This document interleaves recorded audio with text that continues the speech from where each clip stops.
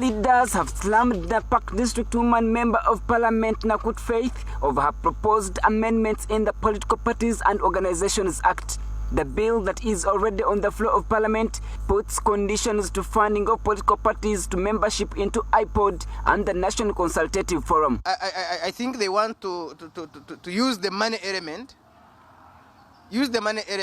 to force these political parties that have divorced themselves from being seen with the NRM to be forced to speak, take tea, associate with a party which they would have otherwise not wanted to associate. What is now trying to be done in Parliament to undermine what was done as an unchristian manner is completely diabolical, in that they're trying to completely reverse any gains which we had in trying to further this democracy. Political leaders believe that the movers of the bill have rejected critical issues that must be addressed, including the reasons for shunning the IPOD summits, failure of which coerced meetings may not yield anything.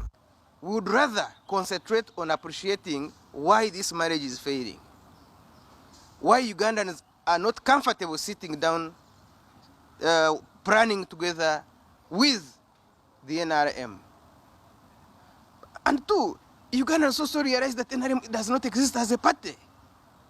It's not there. However, the executive director of IPOD, Lawrence Wambala, has advised the aggrieved parties to take advantage of the bill's processing to address the gaps in the bill to see that they can work together with other political parties. There is a gap. There is an existential gap that needs to be filled. That's one. So the issue of how that gap is filled, probably the discussions will be shaped in the committee. And I think for me it would be important that all political actors make use of that space to go and raise the issues. They shape this bill and how they would like it to, to make the political space as inclusive as possible. Wambala is concerned by the existing political parties' inability to engage, which he says affects the development of the country. What we are doing is a discussion of issues that are very pertinent to the political and governance systems of this country.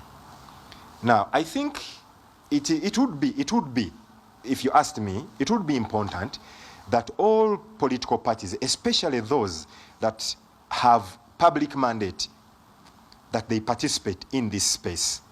And it would also be an eye-opener for these Ugandans to know that some parties have ideas and others do not have any idea at all.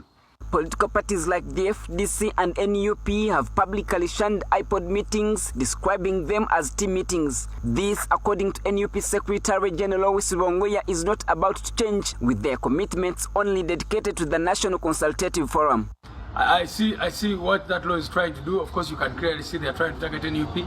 But like I said, we've been part of NCF and we're happy to remain members of NCF, because at least with NCF, first of all, it is established by law, but also there are mechanisms through which they do their activities which are clearly known, unlike IPOD, which was just established by Memorandum of Understanding and all that.